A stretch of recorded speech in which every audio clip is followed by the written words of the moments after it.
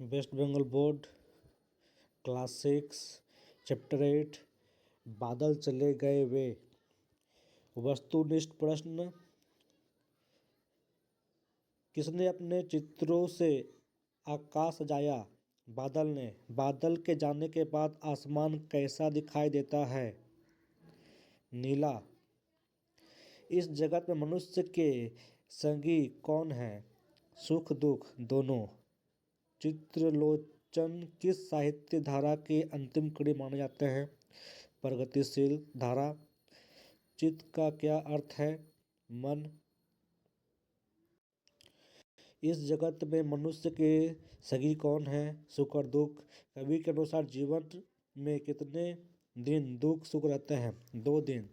कवि ने किसे मेहमान के समान बताया है? बादल को। कौन सदा आकाश में नहीं ठहरते? बादल। बादल अपनी शोभा से लोगों के मुग्ध बना देते हैं मन को। कवि अपनी छवि से चित्त चुरा लेता है। सुने आकाश में सुंदर चित्र सजाकर बादल अपनी छवि से चित्त चुरा लेता है। धरती का रंग कैसा दिखाई पड़ता है? पीला। पाहुन किसे कहा गया है? पाहुन आकाश में आकर चले जाने वाले बादल को कहा गया है। शिशिर ऋतु का प्रभात कैसा होता है? शिशिर ऋतु का प्रभात चमकीला तथा ओस के कणों के समान। इस संसार में सभी का जीवन किससे युक्त रहता है?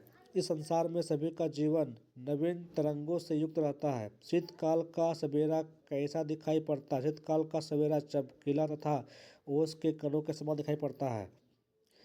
चित्रलोचन का जन्म कब और कहाँ हुआ था? 20 अगस्त 1917 ईस्वी को उत्तर प्रदेश के सुल्तानपुर जिला के एक गांव में हुआ था।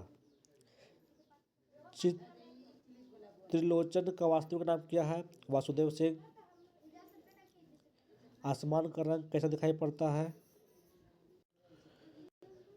आसमान का रंग नीला दिखाई पड़ता है। आसमान अब नीली नीली क्यों दिखाई देती है?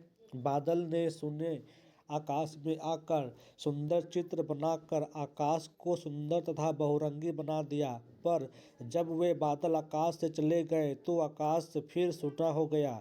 उसका निरंतर बना रहने वाला रंग ही नीला दिखाई पड़ता है। बादल ने सुने आकाश को किस प्रकार सजाया है? बादल ने सुने आकाश को सुंदर बहुरंगी चित्र बनाकर उसे सजाया है। अपने विविध रंग अपनी शोभा से क्षण क्षण परिवर्तन रूप से आकाश को सजाया है। सुख और दुख जीवन के संगनी क्यों कहे गए हैं? सुख और दुख जीवन की संगनी इसलिए कहे गए हैं क्योंकि सुख और दुख थोड़े समय के लिए आते हैं। सुख भी थोड़े समय के लिए आता है और दुख भी थोड़ा समय के लिए आता है।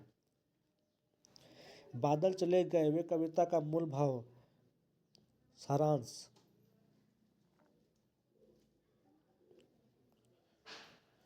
बादल चले गए, आकाश नीले नीले दिखाई देते हैं। वह सावन सदजल से युक्त नजर आने लगी। धरती का रंग पीले रंग का दिखाई देता है। वही हरी भरी तथा रस से भरी हुई और आनंद से परिपूर्ण नजर आती है। शीतकाल का सवेरा चमकीला तथा ओस से कणों से भींगा हुआ दिखाई पड़ता है। अब बादल आकाश से चले गए।